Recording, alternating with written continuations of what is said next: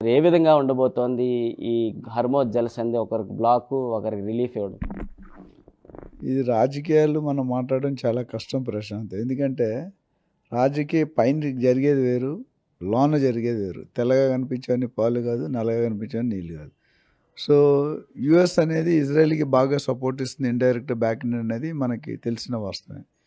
Iran కూడా హమ్ కిసీసే come, నేను ఎవరికి తీసిపోను, నా దగ్గర కూడా స్ట్రెంగ్త్ ఉంది, నా దగ్గర కూడా డిఫెన్స్ మిజైల్స్ ఉన్నాయి, రాకెట్స్ ఉన్నాయి, ఇవన్నీ చెప్తున్నారు.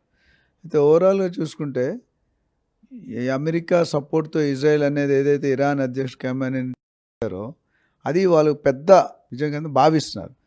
కానీ ఇరాన్ ఏమంటారంటే మీరు అయిపోలేదు పండుగ, ఇన్ఫెంట్ తెరుచుకోకడాలు, మేము కూడా దానికి సమానంగా ధీటుగా చేస్తాము. అందుకని కొన్ని స్థావరాలు, చాలా యుద్ధాలు, చాలామంది ఇప్పుడు ఇరాన్లో నాకు దాదాపు 1000 మంది పైన, కానీ ఇజ్రాయెల్లో అమెరికాలో అంతమంది.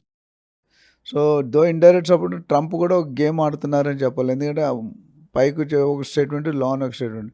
వీళ్ళకి ఏంటంటే ఆ ఇరానియన్ తాలూకా సుప్రీం లీడర్ని ఎందుకు చెప్పారంటే అక్కడున్న మత కలహాలు కానీ, ఆ డిఫరెన్స్ కానీ, భేదాలు కానీ వీళ్ళ కంట్రోల్, ఆ మొత్తం ఇరాన్ అనేది వీళ్ళ కంట్రోల్లోకి రావాలి, వీళ్ళకి సంబంధించిన వ్యక్తిని పెట్టుకోవాలనేది ఒక ప్లాన్.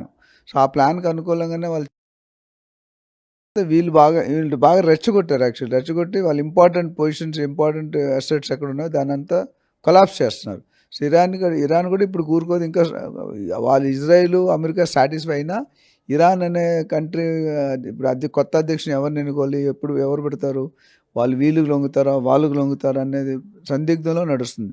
సో నాకు తెలిసి ఇంకొన్ని రోజులు జరగవచ్చు, ఎవరిని తేల్చుకుందాం అన్నట్టు ఉన్నారు వాతావరణం.